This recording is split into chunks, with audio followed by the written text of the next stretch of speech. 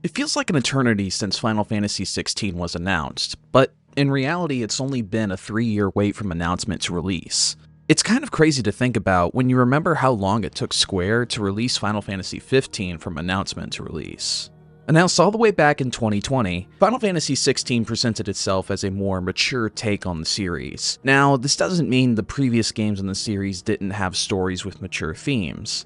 Games like Final Fantasy IV and VII both have stories that contain a lot of mature themes, but 16 was attempting to go for a more blunt style. The violence would be more bloody, cursing would be more abundant, and it would even be, shall we say, a bit more risque. So the fact that this game was going for a more mature take on the series was really intriguing to me. How would they pull it off? Would it feel too weird for Final Fantasy? Those wouldn't be the only questions that I or a lot of people had about the game upon its reveal. The announcement trailer confirmed that the game would have an action combat system just like Final Fantasy XV. And well, not everybody was happy about that. Look, I get it. I love my turn-based combat in my JRPGs too, but we just have to accept the fact that in order for the series to evolve and become more inviting to newcomers, adopting an action combat model is a pretty smart move. Whether or not it was well executed is something that we'll get into. The most fascinating part about all of the pre-release press was learning about the team behind this game. For Final Fantasy XV, it was helmed by the now defunct Luminous Productions, who would go on to make Forspoken. But for 16, it would be made by Creative Business Unit 3, the team responsible for Final Fantasy XIV. And at the head of the team lies Naoki Yoshida, or Yoshi P for short. For those who don't know, Yoshida was one of the people responsible for bringing Final Fantasy XIV back from the grave after it had failed to meet expectations at its launch. Not only that, but he's very heavily involved with the support that the game sees to this very day. So to see him be a producer on this game was very exciting to me, and I was really interested to see how he and his team would handle creating a brand new, mainline single-player Final Fantasy. With all that preamble out of the way, it's finally time to talk about the game itself, now that it's here.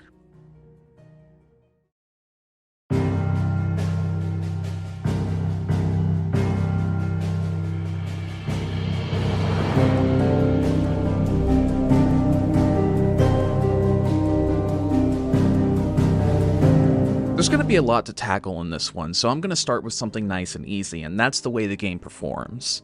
I was pleased to learn that the game was going to include a performance mode when the game was shown off at PAX a couple of months ago. It's been great to see more recent games including this option because higher frames always means a better gameplay experience. Unfortunately, the performance mode isn't really up to snuff. While most of the battles play at or near 60 FPS, it'll chug a bit depending on what's going on screen. Exploration and traversal is kind of a different story. Most of the time while traversing the different zones, the frame rate will dip all the way down to 30, sometimes 40. This isn't necessarily a deal breaker since what really matters is that the fights don't falter in performance, but it makes you wonder why the performance is, in fact, so inconsistent. All the important story cutscenes are locked to 30, which is fine since there isn't any gameplay to worry about. But when you're actually playing the game and exploring these zones, the frame rate is very wishy-washy. So I decided to start the game using the graphics mode just to see if the game felt smooth while playing at 30, and to see if I liked having the frame rate stay consistent. And while I do think the graphics mode works well and stays at a consistent 30, I just can't jive with 30 FPS anymore when it comes to action games that require fast reaction times. So I opted to use the performance mode for the rest of my playthrough. While we're on the topic of frame rates, let's talk about the look of the game.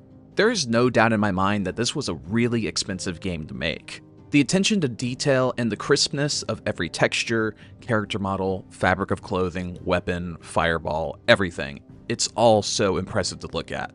Now, look, Square is obviously no stranger to wanting to try and make in-game visuals that push boundaries, even to their detriment. But I think we're finally at the point where the in-game visuals are just as good as the CGI cutscenes that they are notorious for doing. Every single cutscene in the game is all in-engine.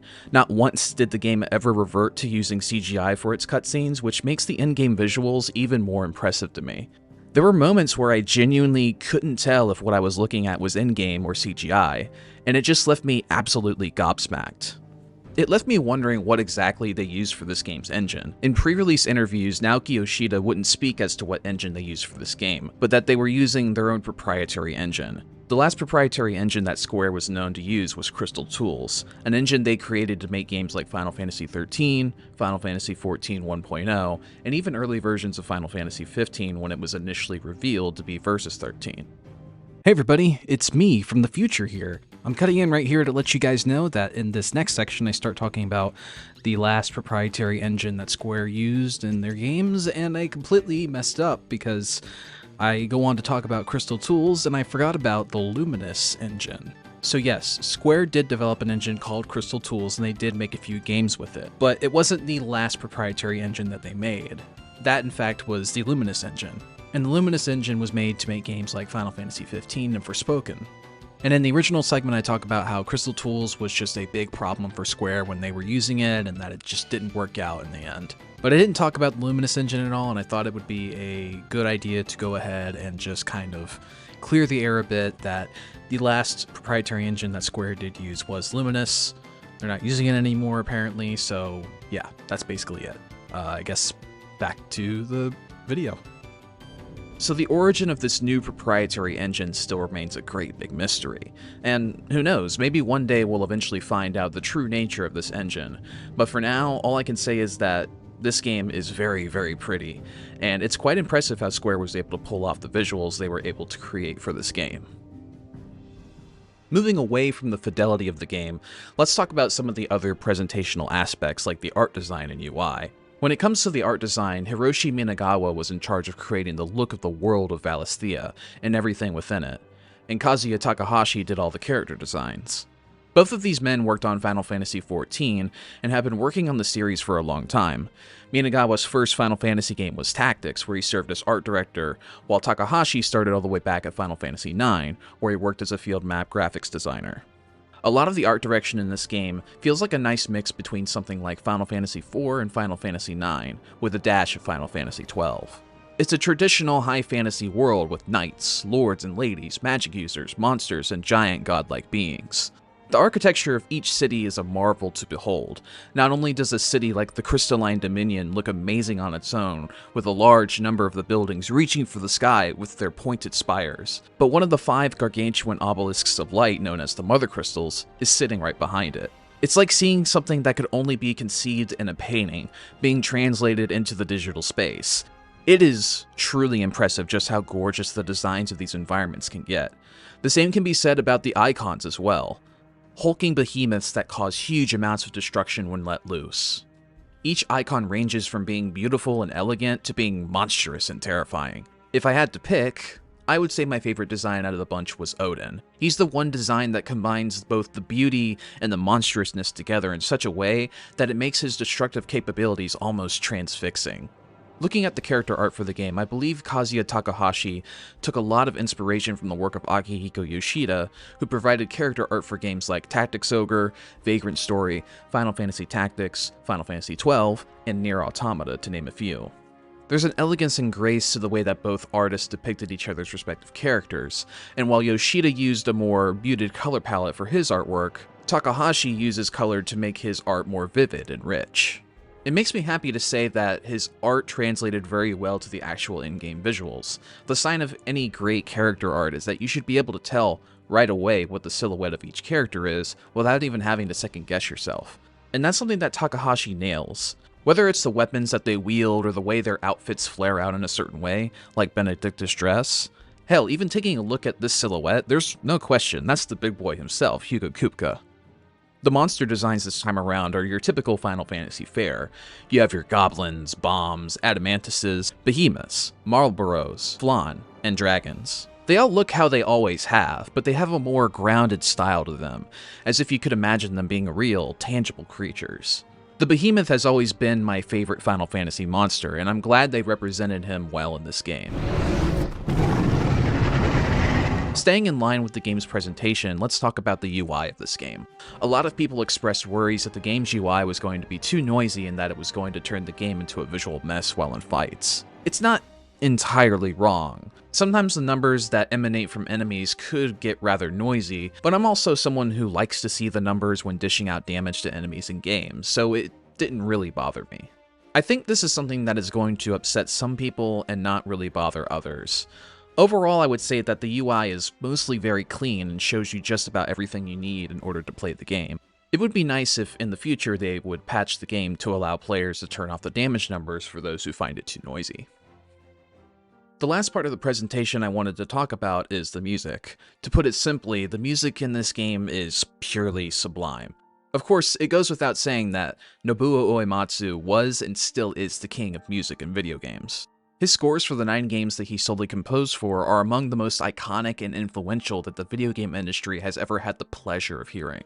Every game that I have played in the series always has 2 to 3 tracks that just replay in my head over and over.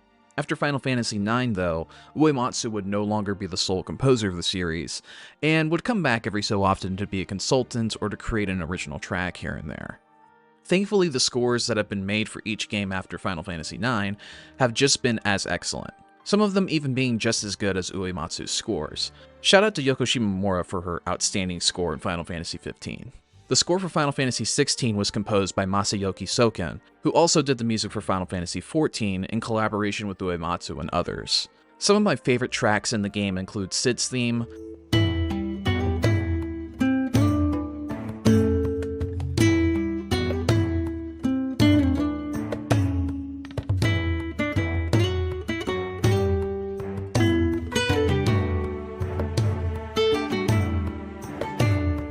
the battle theme,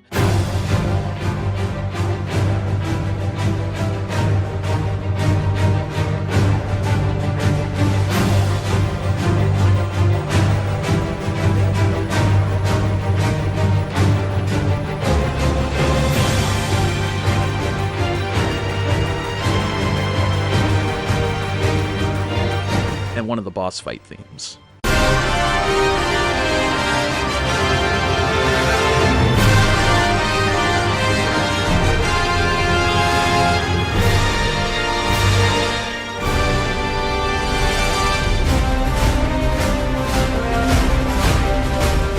There's even this one track that I like where you're just traversing Waloed, and it's just this slow track that really makes you feel like the world is on the brink of falling apart.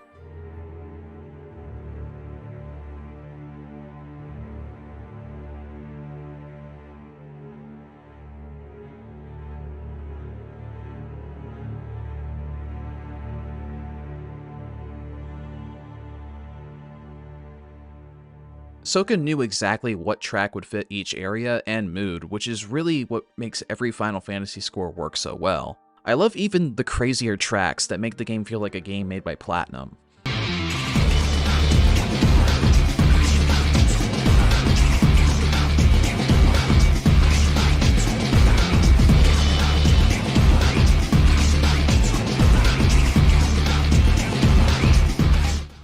I mow the lawn to this. The bottom line is the score totally rules and fits perfectly right alongside the other scores in the series.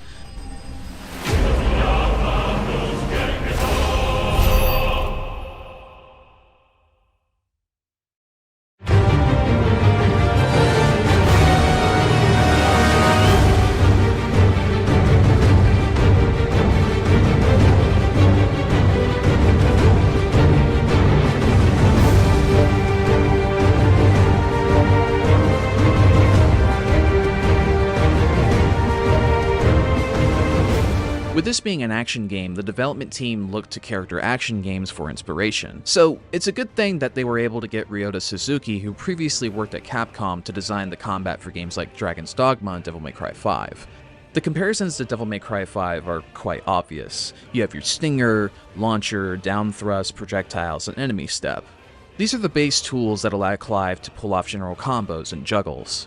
But the big part of the combat system that makes it especially stylish is the different icons that Clive can channel to use a variety of special moves. The first icon that Clive is able to channel is Phoenix, which comes with a teleport dash called Phoenix Shift. This instantly becomes my favorite iconic ability, since I was able to quickly close the gap between enemies and play the game at a more aggressive level, which I really like doing in my action games. The special moves that I gravitated towards were the ones that came with Garuda, Wicked Wheel, and Gouge. Here's an example of a combo that I've been practicing for the start of each encounter.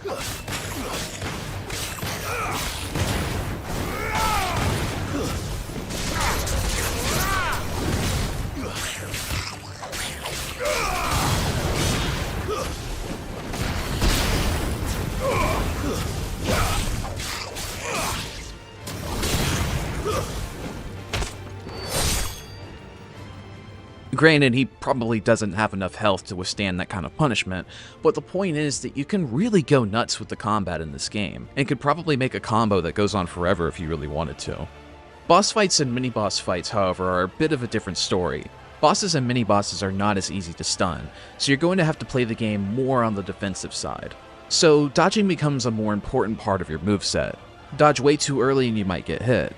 Dodge too soon but not too early and you'll evade the attack. But dodge at just the right moment,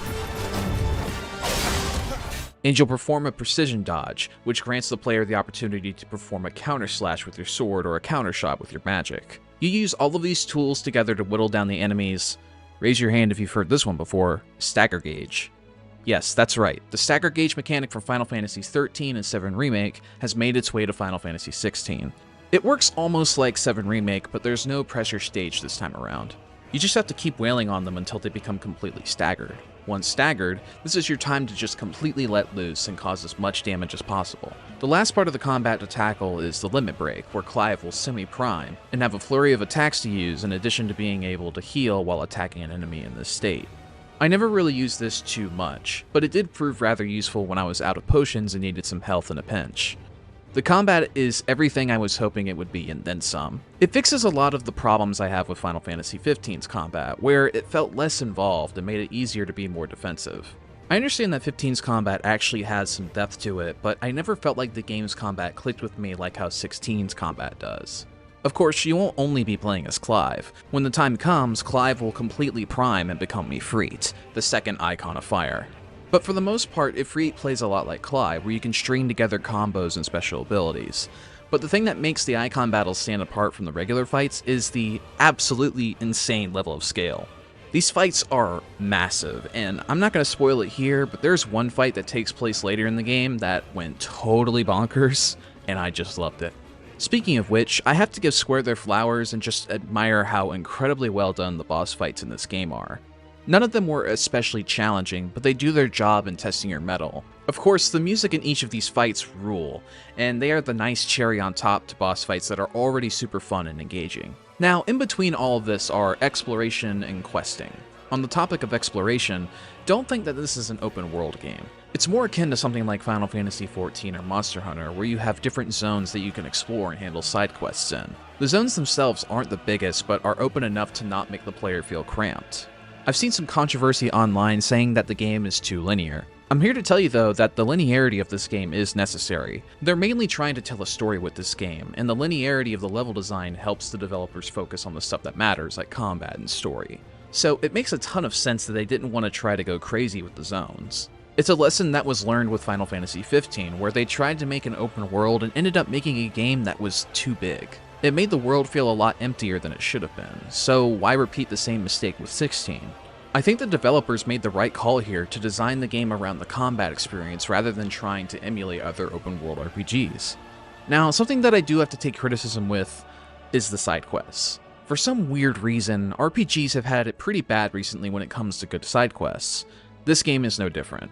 A lot of the side quests in this game are so very tedious. They'll have you do things like, go here, grab this, talk to this person, kill this monster, bring back materials.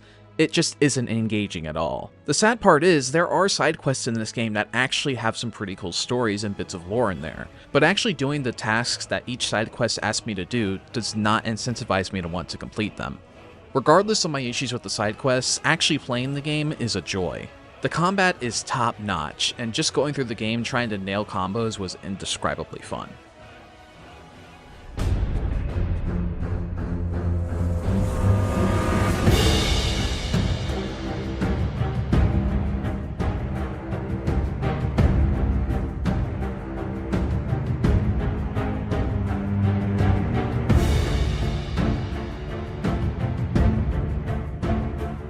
For this section, I won't be going over any major spoilers, but if you want to remain completely blind story-wise, skip to this timecode right here.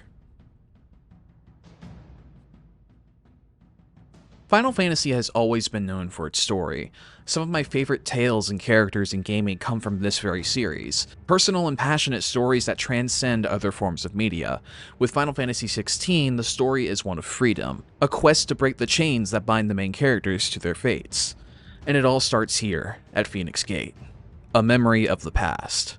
Clive Rosfield, or as he's called nowadays, Wyvern, is on his way to assassinate the dominant of Shiva. As a soldier of the Holy Empire of Sambrek, it's his job to do as he's told and stay in line. A devastating battle between Shiva and Titan breaks out in the middle of the battlefield.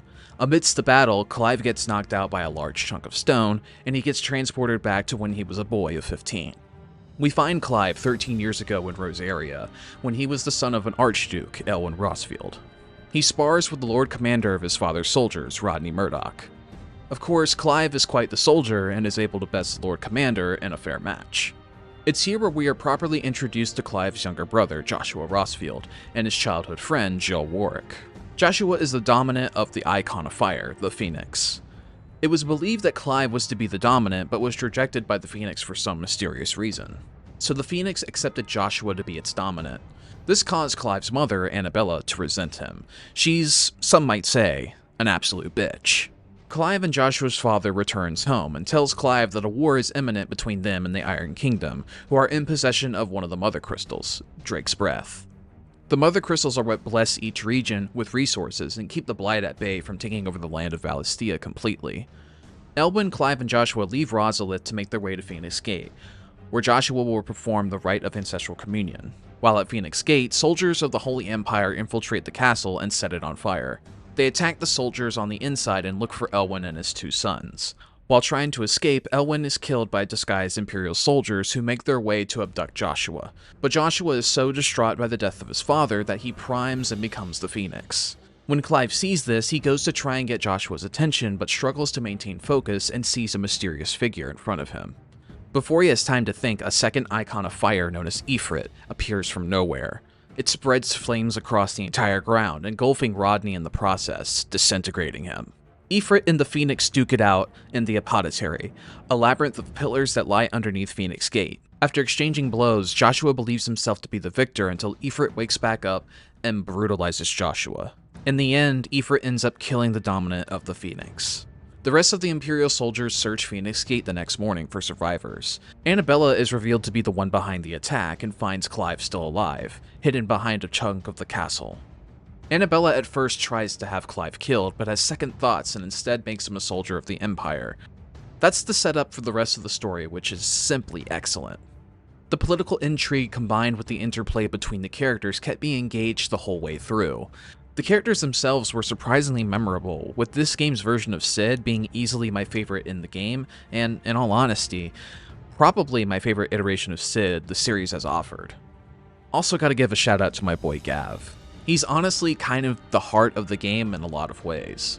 My only complaint with the game's story is there's a section when the third act begins that brings the pacing of the game to a halt, and I wish that this section was ironed out a bit.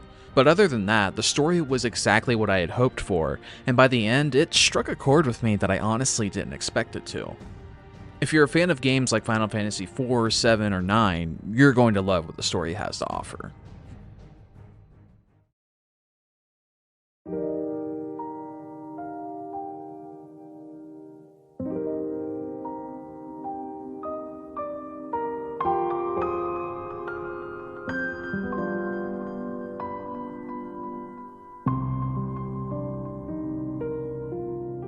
Final Fantasy XVI is, simply put, excellent. It does a phenomenal job of retaining what makes the series so wonderful and special while also pushing the series forward in all the right ways. The game, from a presentational standpoint, is among the best of the series, providing us with outstanding visuals, incredible art direction, and exquisite music. The game's combat is the perfect evolution of what Final Fantasy XV tried to accomplish, and it makes each encounter more exciting and fun than the last. It's all topped off with a truly stellar story that kept me on the edge of my seat until the very end. All of these elements come together to create one of the best games I played this year, and earns its place among the pantheon of the rest of the series. Something that I've been hearing about online is how some people believe that this game is not a true Final Fantasy game, which is quite baffling to me. I get that the game feels a lot more like an action game, and that it may alienate some older fans that miss when the series was turn-based, but make no mistake, this game is a Final Fantasy game through and through. Just because it has different combat doesn't make it automatically invalid. If you look past the things the game does differently and see it for what it is, you'll come to find out that this game is a true Final Fantasy.